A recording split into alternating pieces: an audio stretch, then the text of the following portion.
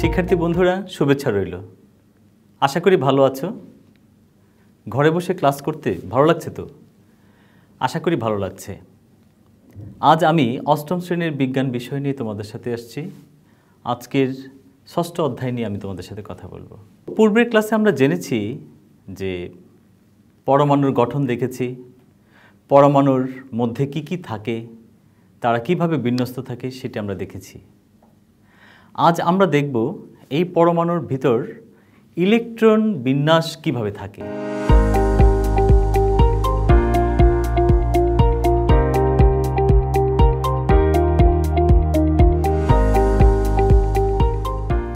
তো চলো বন্ধুরা, একটি পরমাণুর গঠন সম্পর্কে আমাদের যে ধারণা আছে সেটাকে কাজে লাগিয়ে আমরা আজকে দেখব ইলেকট্রন কিভাবে তার চারদিকে ঘুরছে।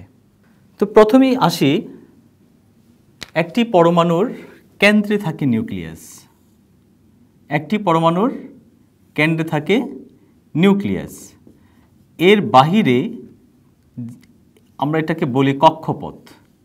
এই কক্ষপথে ইলেকট্রন থাকে, সেটা একটা নির্দিষ্ট দূরত্বে নির্দিষ্ট কক্ষপথে চারদিকে ঘূর্ণায়মান থাকে। তাহলে এই নিউক্লিয়াসকে কেন্দ্র করে যে ইলেকট্রন বাহিরে ঘুরছে এটা হচ্ছে তার কক্ষপথ। এই জায়গাটা কিন্তু ফাঁকা। তো একটা নির্দিষ্ট কক্ষপথে সে ঘুরছে।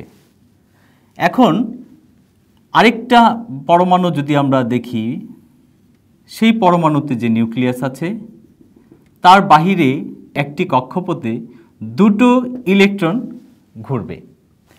তাহলে ইলেকট্রনগুলো সবগুলো কি একই কক্ষপথে ঘুরবে, নাকি তাদের জন্য আরও কোনো পথ থাকবে যদি সংখ্যা বেশি হয়?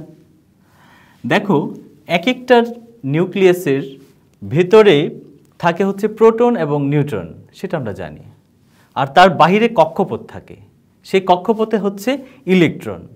এখন ইলেকট্রনের ধারণ ক্ষমতা কয়টা হবে সে এক একটা কক্ষপথে? এখানে একটা দেখতে পাচ্ছি, এখানে দুটো দেখতে পাচ্ছি। তাহলে কি প্রশ্ন জাগে মনে, আরও থাকবে? না। এখানে আরেকটা যদি কক্ষপথ হয়, যদি আরেকটা নিউক্লিয়াস আমরা আরেকটা পরমাণু নিউক্লিয়াস দেখলাম, এবার তার বাহিরে একটা কক্ষপথ দিলাম, এবার আরেকটা কক্ষপথ যদি দেই, তাহলে দেখা যাচ্ছে যে এইখানে দুটো দিলাম, তো এইখানে বাকিটা চলে যাবে। আর আরও যদি ইলেকট্রন থাকে সেগুলো কি এখানেই থাকবে নাকি এখানে যাবে? এটাই হচ্ছে প্রশ্ন। তো লক্ষ্য করো, হাইড্রোজেনের বেলায় একটি যেহেতু ইলেকট্রন, হাইড্রোজেনের বেলায় হাইড্রোজেনের ইলেকট্রন সংখ্যা 1। তাহলে নিশ্চয়ই বুঝতে পারছো এটা হাইড্রোজেনের একটা গঠন। এখন যদি দুটো ইলেকট্রন থাকে, তাহলে এইভাবে একটি কক্ষপথে দুটো ইলেকট্রন আমরা দেখছি। আমরা জানি হিলিয়ামের দুটো ইলেকট্রন থাকে। তো এটা হচ্ছে হিলিয়ামের গঠন, যেখানে দুটো ইলেকট্রন বাহিরে ঘুরছে। এখন প্রশ্ন হচ্ছে, যদি ইলেকট্রন সংখ্যা 2-এর বেশি হয় তাহলে এই শেলে থাকবে নাকি এই শেলে যাবে? বন্ধুরা, এর জন্য একটি সহজ সমাধান আছে, একটা ছোট্ট সূত্র আছে। যদি এটা মনে রাখতে পারো তাহলে খুব সহজেই আমরা সেই ইলেকট্রনগুলোকে কোন শেলে কয়টা করে থাকবে সেটা বুঝতে পারবো। যেমন 2n²। লক্ষ্য করো, এখানে n যদি 1, 2, 3 এগুলো যদি শেল সংখ্যা হয়, অর্থাৎ কক্ষপথের সংখ্যা হয়, তাহলে এই কক্ষপথের সংখ্যার নাম্বার যদি এখানে বসিয়ে দেখো, তাহলে তুমি পেয়ে যাচ্ছ একটা শেলে সর্বোচ্চ কয়টা ইলেকট্রন থাকতে পারে। যেমন n যদি 1 হয়, n এর মান যদি আমি 1 বসাই, তাহলে 2 × 1², রেজাল্ট কত পাবো? 2। তাহলে একটা কক্ষে সর্বোচ্চ দুটো ইলেকট্রন থাকতে পারে। এখানে একটা ছিল হাইড্রোজেনের, সুতরাং একটাই থাকলো, আরেকটা ফাঁকা। আর যদি দুটো ইলেকট্রন থাকে, যার সে এই প্রথম কক্ষপথে দুটো ইলেকট্রন থাকতে পারবে এবং সেটা নিউক্লিয়াসকে কেন্দ্র করে ঘুরবে। অনুরূপভাবে আমরা যদি এই সূত্রের মধ্যে যদি আমরা n এর মান আমরা যদি 2 বসাই, 2², তাহলে কি হবে? শেল সংখ্যা এখানে 2, তো এখানে 2 স্কয়ার সমান কত হলো? 4, 4 আর এখানে 2, 4 দুগুণে 8, অর্থাৎ 8টি। অর্থাৎ এই দ্বিতীয় শেলে সর্বোচ্চ 8টি ইলেকট্রন থাকতে পারে। এখানে তাহলে 1, 2, 3, 4, 5, 6, 7, 8 এভাবে 8টির ধারণ ক্ষমতা আছে। এখন যে মৌলের ইলেকট্রন সংখ্যা কম তার বেলায় কি হবে? তো 8-এর কম হলে সে এখানেই বসবে। তাহলে আমরা দেখতে পাচ্ছি শেলের সংখ্যা যদি আরও একটু বাড়াই, যদি n এর মান আমরা যদি এবার 3 ধরি, n এর মান যদি এবার 3 ধরি, তাহলে 3-এর স্কয়ার কত হয় বন্ধুরা? 3 3 9, 9 দুগুণে 18। তাহলে দেখা যাচ্ছে যে আরেকটা গঠন যদি আমরা আঁকি, এটা নিউক্লিয়াস, তার বাহিরের শেলে 2টো থাকবে, এর পরের শেলে 8টি থাকবে, এর পরের শেলে থাকবে 18টি। এইভাবে শেল সংখ্যা যত বাড়বে সর্বোচ্চ ধারণ ক্ষমতা তাদের হচ্ছে ইলেকট্রন সংখ্যা এইভাবে যাচ্ছে। তাহলে এবার আমরা বুঝতে পারছি যে একটা শেলে যদি প্রথম শেলে 2টো থাকে, পরের শেলে যদি 8টার কম থাকে, তাহলে সেই ইলেকট্রনগুলো 2-এর বেশি হলেই সে যাবে কোথায়? দ্বিতীয় শেলে। চমৎকার। এইভাবে আমরা শেল সংখ্যার সাথে ডিপেন্ড করে আমরা বুঝতে পারি যে কোন শেলে কতটা ইলেকট্রন থাকবে। তো চলো এবার আমরা সোডিয়ামের একটি গঠন দেখে নিই।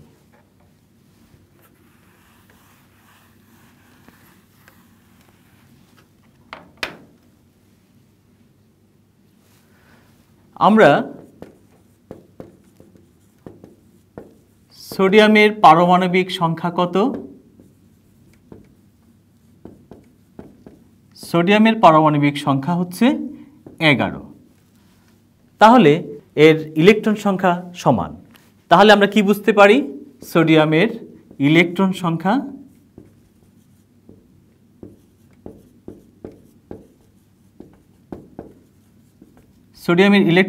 হচ্ছে 11টি। এবার বন্ধুরা এই 11টি ইলেকট্রনকে আমি কিভাবে বিন্যস্ত করব? তো আমরা দেখি যে 11টা ইলেকট্রন সংখ্যা বসানোর জন্য আমার শেল কয়টার প্রয়োজন। তো প্রথমত আমি দেখি এখানে 2টো ইলেকট্রন আছে, এর সর্বোচ্চ ক্ষমতা 2টো। এর পরের কক্ষপথ হচ্ছে সর্বোচ্চ ক্ষমতা হচ্ছে 8টি। তাহলে এখানে আমি যদি 8টি বসাই, 1 2 3 4 5 6 7 8, তাহলে লক্ষ্য করি এখানে 8 আর 2 কত হলো? 10। এবার আমার ইলেকট্রন সংখ্যা কত? 11। তাহলে এই 11টা ইলেকট্রন সংখ্যার জন্য আমার কি প্রয়োজন? এই 11টা ইলেকট্রন সংখ্যাকে বসানোর জন্য আমাকে আরেকটা শেলের ব্যবস্থা করতে হবে। দেখি এবার এই শেলে সর্বোচ্চ ধারণ ক্ষমতা ছিল কত? 18। কিন্তু আমি এখানে যদি একটা ইলেকট্রন দেই তাহলে আমার কয়টা হয়ে গেল? 2, এখানে 8, 8 আর 2 10, আর এখানে 1, 11 হয়ে গেল। তাহলে দেখো সোডিয়ামের ইলেকট্রন বিন্যাসটাকে তো আমাদের এই চিত্রের মাধ্যমে ভালো করে বোঝা যাচ্ছে। এভাবে আমরা কোনো মৌলের ইলেকট্রন সংখ্যা কয়টা, অর্থাৎ পারমাণবিক সংখ্যা যদি জানতে পারি, তার ইলেকট্রন সংখ্যা আমরা জানতে পারি, সেই ইলেকট্রন সংখ্যাগুলোকে আমরা এইভাবে শেলে বসাতে পারছি। অর্থাৎ তার গঠনটা হচ্ছে এরকম। তাহলে আমরা আজকে কি শিখলাম এখান থেকে? যে 2n স্কয়ার, এখানে যদি আমি কক্ষপথের নাম্বারটাকে যদি আমি ইন্ডিকেট করি, তাহলে এই কক্ষপথের নাম্বারকে আমি এইখানে বসিয়ে সর্বোচ্চ ইলেকট্রন সংখ্যা ধারণ ক্ষমতা আমরা বের করতে পারছি। সে অনুযায়ী প্রত্যেকটা মৌলের ইলেকট্রন সংখ্যার বিন্যাস আমরা এখানে সংখ্যা দিয়ে আমরা বিন্যাসটা করতে পারছি। এইভাবে একটা ছবি আমরা আঁকতে পারছি। বন্ধুরা আমরা আরেকটি মৌলের গঠন দেখি।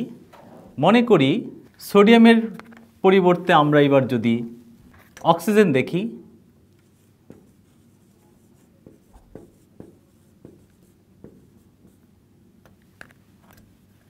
সোডিয়ামের পরিবর্তে আমরা অক্সিজেনের পারমাণবিক সংখ্যা কত? অক্সিজেনের পারমাণবিক সংখ্যা হচ্ছে 8। এবার লক্ষ্য করো বন্ধুরা, অক্সিজেনের পারমাণবিক সংখ্যা যদি 8 হয়, এর ইলেকট্রন সংখ্যা কত তাহলে? ইলেকট্রন সংখ্যাও হবে 8।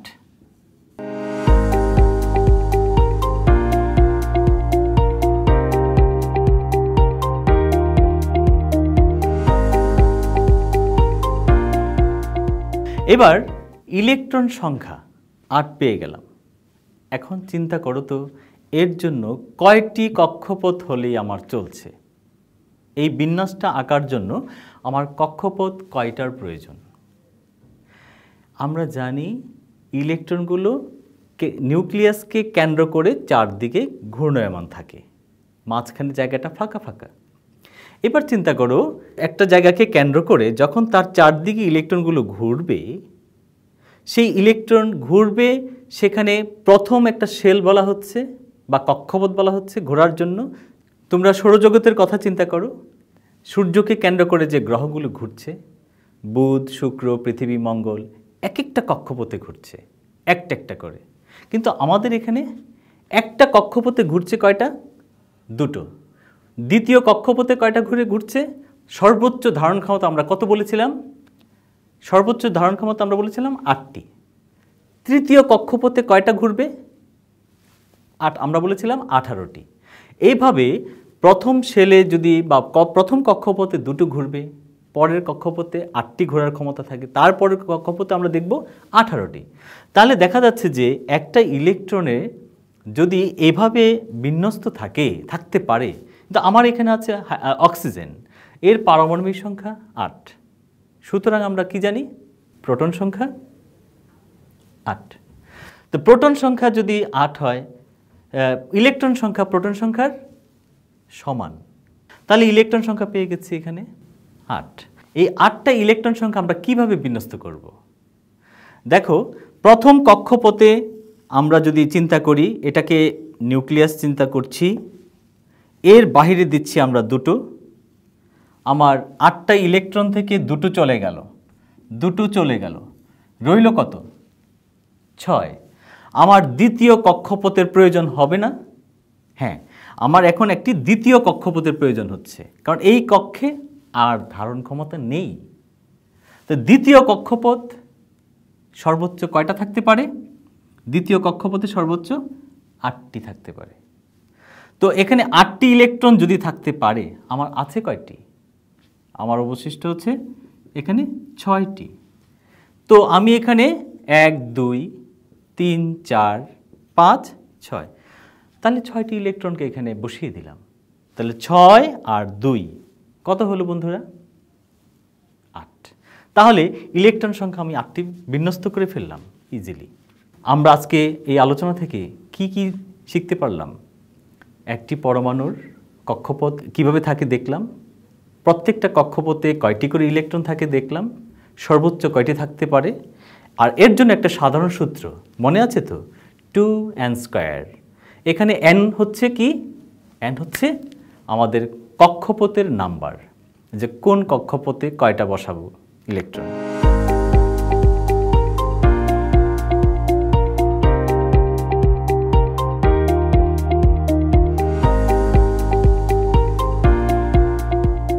কেমন লাগলো? আশা করি ইলেকট্রন বিন্যাস সম্পর্কে আর কোনো সমস্যা তোমাদের থাকলো না। তোমরা এবার বাড়ির কাজের জন্য একটু প্রস্তুত হও। বাড়ির কাজটা খাতা কলম নিয়ে বসেছো নিশ্চয়ই, একটু লিখে নাও।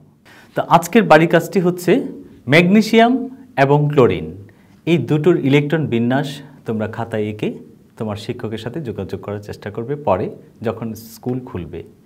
তুমি ইলেকট্রন বিন্যাস করতে পারছো কি না সেটা যাচাই করো। তোমার বইয়ের আছে এই ইলেকট্রন বিন্যাসের সংখ্যাও জানা আছে, তুমি সেটা দেখে ইলেকট্রন বিন্যাস করতে পারছো।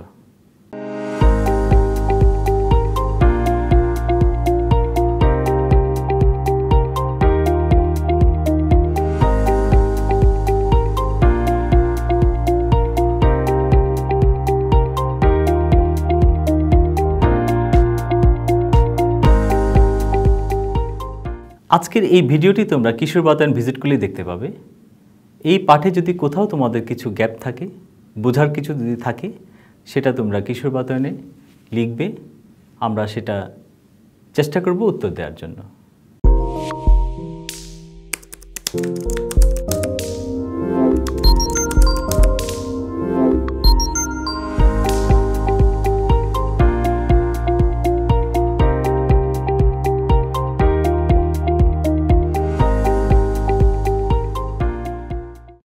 আর এই সংক্রান্ত কিছু কুইজ তোমরা সেখানে পাবে।